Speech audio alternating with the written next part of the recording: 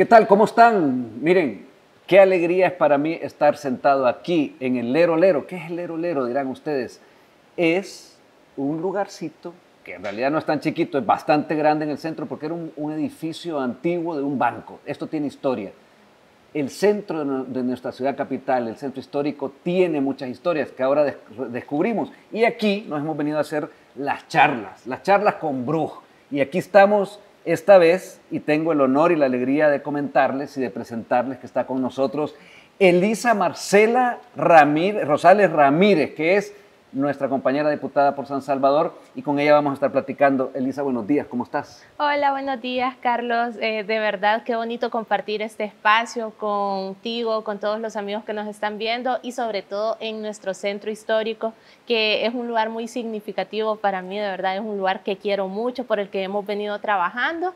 Y bueno, aquí estoy lista para que platiquemos, para que tengamos esta charla con Bruce. Claro que sí. Fíjate que lo que antes había del Centro de San Salvador, que se televisaba, se veía en medios, en redes, eran solo noticias feas, noticias malas, noticias de... Y desde que llegó nuestro ahora presidente Bukele a ser alcalde, esto empezó a renacer. Y nosotros hemos ido, ya vamos a hablar un poquito de eso también, porque tú has estado involucrada en los procesos del Centro de San Salvador. Pero yo quiero también presentar, porque tú perteneces a varias comisiones, aparte de ser la primera secretaria de la Asamblea Legislativa, y además tengo que contarlo y decirlo, tu sonrisa y tu capacidad de hacer esas tremendas lecturas de dictámenes, yo la admiro, siempre la he admirado y tú sabes. Tenés esa capacidad de hacer algo que hay que hacerlo, porque hay que seguir un protocolo, porque así está escrito y nosotros hemos ido a respetar todo lo que se tiene que proceder en ese movimiento de asamblea, de plenaria tras plenaria, y tú lo haces con una grandilocuencia que yo te admiro. Yo debo decirlo, eso lo admiro. Pero además tú perteneces a la comisión ad hoc para estudiar el proyecto de la ley integral del sistema de pensiones, ¿verdad? También formás parte de la Comisión de Cultura y Educación, de la Comisión Especial de Antejuicio que hubo de los diputados José Ilofio García y además Gerardo Aguilar, como también parte de la Comisión de Economía. Ahí te vemos cuando le respondes a los de la oposición con bastante sabiduría, porque tú tenés estudios de economía, ¿verdad? O sea, soy licenciada en Relaciones Internacionales y también estoy estudiando una maestría en Ciencias Políticas, pero por ahí también tenemos algunos conocimientos de economía social internacional. Tiene que ver. Comisión de la Mujer e Igualdad de Género y también la Comisión de Asuntos Municipales. A ver, tus próximos horizontes, a lo que tú has decidido dedicarle tus próximos tiempos después de que termine esta legislatura, es buscar la reelección por San Salvador. Es así, ¿verdad? Es así. Vaya, contanos un poquito qué es lo que tú puedes tener como, bueno, has hecho un trabajo en esta asamblea, has hecho un trabajo desde la junta directiva, que eso es un trabajo ya administrativo también, y cómo proyectas tu labor para haber dicho voy a seguir aspirando a que los salvadoreños, si así lo quieren, siga yo trabajando en la asamblea. Bueno, la verdad que ser diputada, representar al pueblo salvadoreño ha sido, creo que el honor más grande que he tenido en mi vida, y hacerlo con nuevas ideas pues ha representado aún una responsabilidad más grande, porque todo esto inició como un proyecto de jóvenes en el que incluso se decía que éramos muy jóvenes para tener un cargo público. Le dijeron a Nayib, vos estás muy jovencito, y bueno, años después hemos demostrado que esos jóvenes han hecho cambios muy relevantes, estructurales en nuestro país, y a mí me parece que es momento de seguir con esos cambios, es momento de continuar desde la Asamblea Legislativa teniendo esos espacios y representando al pueblo salvadoreño de la manera en la que lo hemos venido haciendo. Quiero agradecer la confianza que tuvo la gente de Nuevas Ideas, nuestras bases, para poderme permitir representarles en una elección abierta. Y bueno, esperando que tengamos esa abrumadora mayoría que nos permitieron en esta primera legislatura, y el compromiso siempre está, darle gobernabilidad a nuestro país, trabajar por esas grandes transformaciones y representar a esos sectores que por años estuvieron invisibilizados por esas estructuras de poder que representaban Arena y el FMLN, que ahora son una minoría y están ahí en la Asamblea Legislativa también y tienen derecho a también pues expresarse, pero ellos no nos van a detener. el trabajo tiene que seguir y yo estoy segura que en esta nueva legislatura vamos a volver a saldar muchas deudas históricas, como lo hemos hecho en esta primera legislatura, para poder entregarle a los salvadoreños y sobre todo a nuestros niños y niñas el país que se merecen. Mira, cuando tú hablas de la juventud, nuestro país esencialmente es un país joven. Tú lo comparas, por ejemplo, a otras naciones, incluso de Latinoamérica, pero vámonos a Europa, donde la ciudadanía es mucho mayor.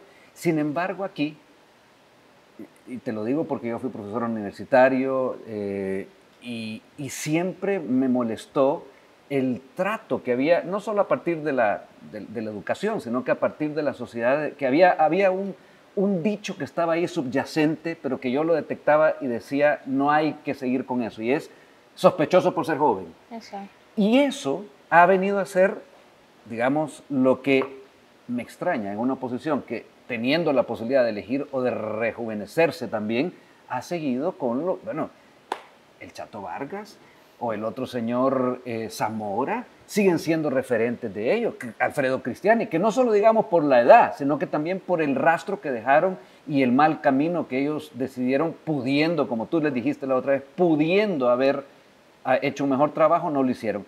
¿Qué pensás tú que debería ser la proyección de esta nueva generación y específicamente hablando de San Salvador, pero también hablando de las comisiones donde tú estás? ¿Cuál es la proyección que tiene que haber hacia el incentivar a los jóvenes a creer en sí mismos y también a creer que es el trabajo de ellos el que va a seguir sacando, porque esto apenas comienza, ¿verdad?, adelante a nuestro país? Sí, yo considero que por mucho tiempo los jóvenes no nos sentíamos representados por la clase política de nuestro país. Eran personas que incluso yo no había nacido y ya estaban en la Asamblea Legislativa, ya estaban haciéndole daño a nuestro país, ya estaban votando en contra de la población salvadoreña. Y la oportunidad que nos dio la población salvadoreña de cambiar esa vieja clase política ha sido una oportunidad de oro que ha representado oportunidades para jóvenes, que ha representado pues transformaciones muy importantes. Entonces yo creo que nuestra labor ahora tiene que ser motivar a que más jóvenes, a que más mujeres también se incluyan en la política y que se vuelvan actores claves, actores activos, porque por muchos años nos estuvieron diciendo que la política era mala y que quien se involucraba en política era malo, correcto, era corrupto. Bueno, es que era malo y era corrupto además. Pero no significaba que todas las personas que querían participar fueran corruptas, y lo estamos demostrando. Y a mí me gusta también siempre sacar un caso que nosotros conocimos y quisimos mucho, que es Juan José Martel, que ya no nos acompaña en esta vida, pero estoy seguro que lo que nos dejó de legado ha servido, porque él era una persona de tiempos donde hubo insurrección aquí. Él no se involucró con la violencia, él siempre creyó que las ideas eran lo que iban a... Fíjate, las ideas, y nosotros en algún momento, pues yo platicaba mucho con él. Sí hay gente que sí, pero lógicamente veamos dónde lo dejaron a él.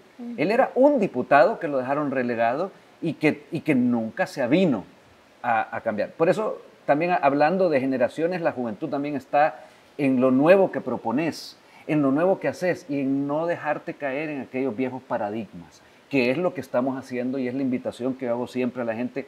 No nos encasillen. O sea, no hablo de mi persona ni de la tuya, sino que a los que realmente han venido a hacer un trabajo, y me refiero al presidente Bukele, donde ha tenido que decir, bueno, si se trata de arreglar algo que no funcionaba, porque el país no funcionaba, no es que le fallaban algunas cositas, como pueden decir los alemanes o los irlandeses o qué sé, no, una estructura no funcionaba.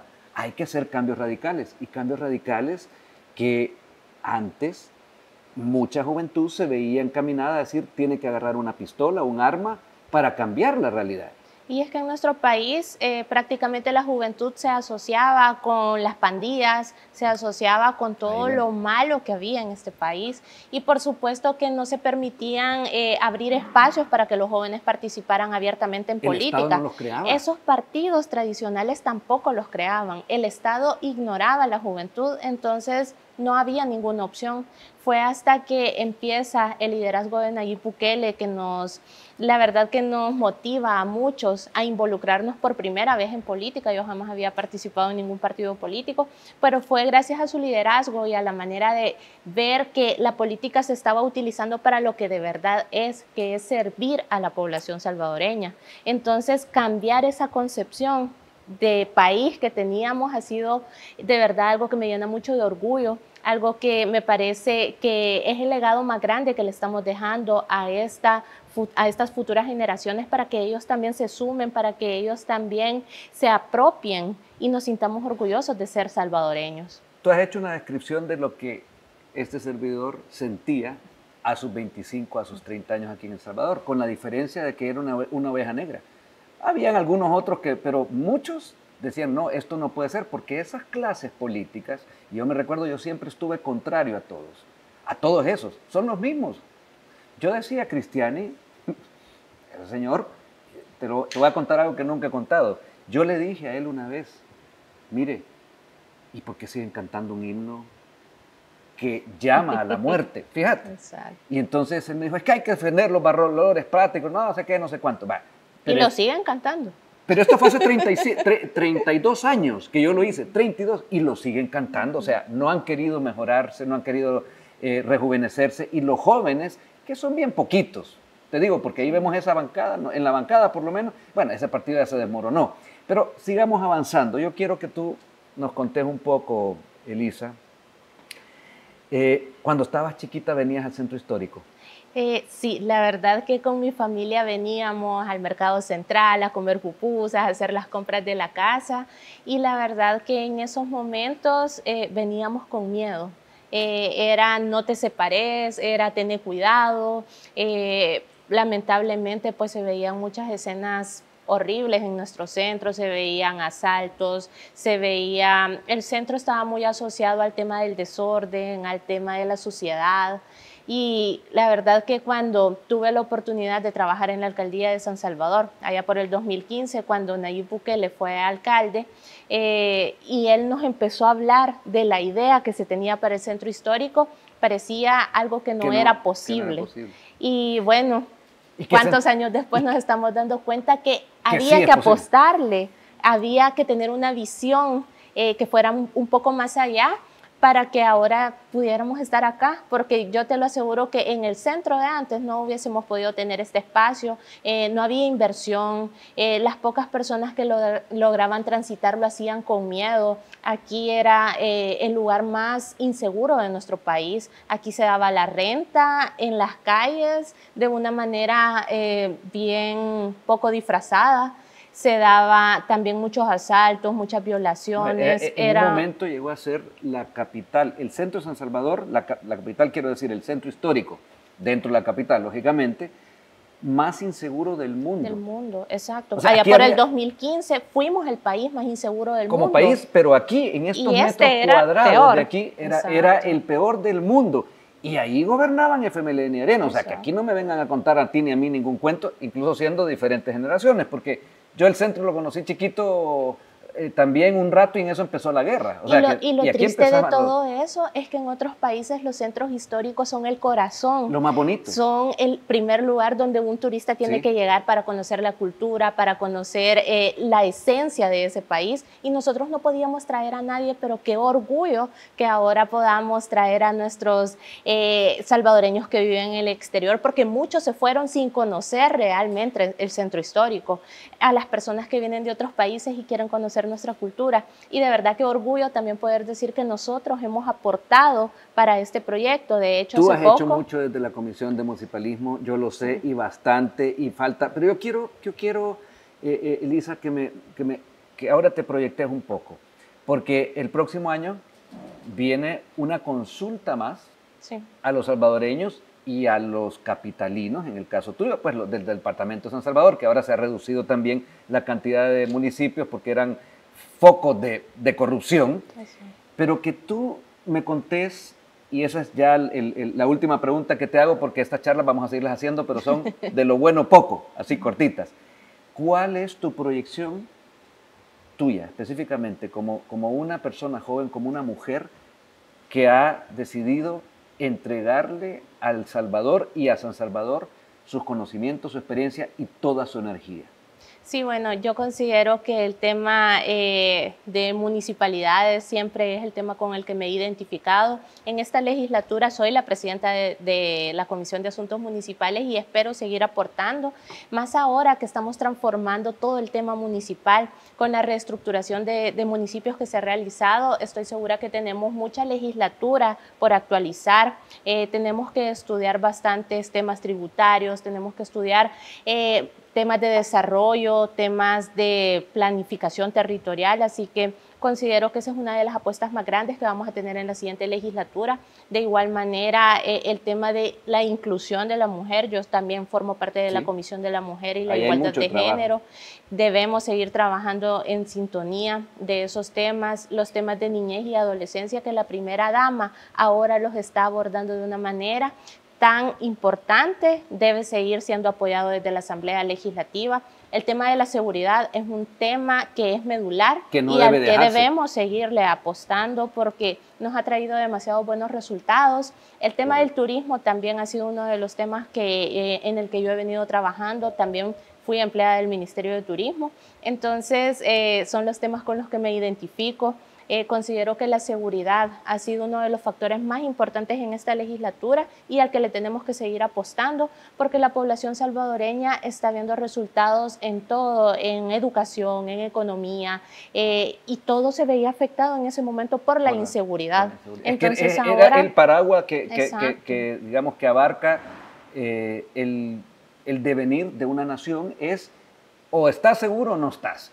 Y los que digamos, estaban interesados, porque además ganaban de que este país fuera inseguro, son los que en algún momento pues no gobernaron. Y el factor social, el factor económico, el factor de desarrollo humano que estaba bloqueando la inseguridad de nuestro país era lamentable, pero qué bueno que ahora las siguientes generaciones ya pueden tener un país en el que ni se van a dar cuenta que era vivir con pandillas como lo vivimos nosotros. Cortamente para despedirnos, ¿qué le dirías tú o qué le decís tú aquí en esta charla ya te vamos a volver a tener, por supuesto? Claro. A esas generaciones nuevas, pero también a las generaciones como la generación de tus padres, de los abuelos, a todos los salvadoreños. ¿Qué le dice Elisa Rosales a ellos respecto a lo que tú, de quedar cuando venga esta consulta, estas próximas elecciones, vas a seguirles dando desde esa Asamblea Legislativa? Sí, bueno, desde la Asamblea Legislativa vamos a continuar trabajando, pero vamos a continuar representando todos los intereses del pueblo salvadoreño, algo que antes no se hacía. Vamos a seguir abordando esos temas estructurales, esos temas de país, porque ahora hemos puesto la semillita para que nuestro país crezca, pero sabemos que tenemos mucho trabajo por hacer todavía. Esa gobernabilidad que antes era negociada, pues ahora ya es una gobernabilidad que busca poner en el centro a la población salvadoreña. Así que de verdad que para mí es un gusto representarles, es un gusto seguir trabajando de la mano con ustedes en los territorios y llevar toda esa información hacia la Asamblea Legislativa, que se conviertan en proyectos y en leyes de beneficio para la población salvadoreña. Y bueno, de parte de la bancada CIAN y de su servidora Elisa Rosales, pues esperen que sigamos trabajando, esperen que sigamos entregándole todo a nuestro país, porque yo estoy segura que ahorita estamos construyendo el país que como salvadoreños merecemos y el que queremos dejarles a esas generaciones para que sigan trabajando y que cada día nos sintamos más orgullosos de ser salvadoreños. Yo lo siento también, eso de ser orgulloso de tenerte de compañera en lo que queda de esta legislatura. Te deseo siempre lo mejor. Sos una buena persona, sos una mujer que ha elevado también, y eso me llena de orgullo a mí, el nombre de la mujer en un país que se está quedando en la historia oscura, eso de ser machista. Así que te acompaño y tenés también a un gran amigo en mi persona y vamos a seguir en estas charlas. Muchas gracias, Carlos, de verdad, para mí es un honor compartir también en la Asamblea Legislativa contigo. Yo creo que aparte de todo el tema de política, aparte de todo el trabajo que estamos haciendo, también es bueno tener esas amistades, de verdad, y aprender de personas como tú, así que gracias por tu amistad, por tu cariño. De ti también, y lo está diciendo porque tenemos unas pláticas cuando nos da tiempo entre dictamen y dictamen, y cuando nos vemos también, porque tenemos que trabajar en algún momento también juntos en las comisiones. Y eso es lo bueno, el compañerismo y saber que tenemos aquí y estamos con personas que queremos mejorar nuestro país, acompañar a nuestro presidente y seguir haciéndolo. Así que te deseo lo mejor. Muchas gracias, Carlos. Un saludo a todos y gracias por acompañarnos. Gracias.